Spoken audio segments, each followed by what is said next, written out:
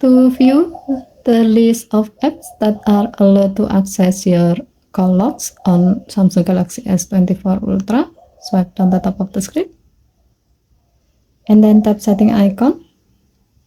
Scroll down the screen to find security and privacy. Tap security and privacy. Scroll down the screen. Under privacy section, tap permission manager.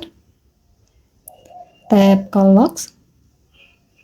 Here under allow section, you can see the list of apps that are allowed to read and write phone call log.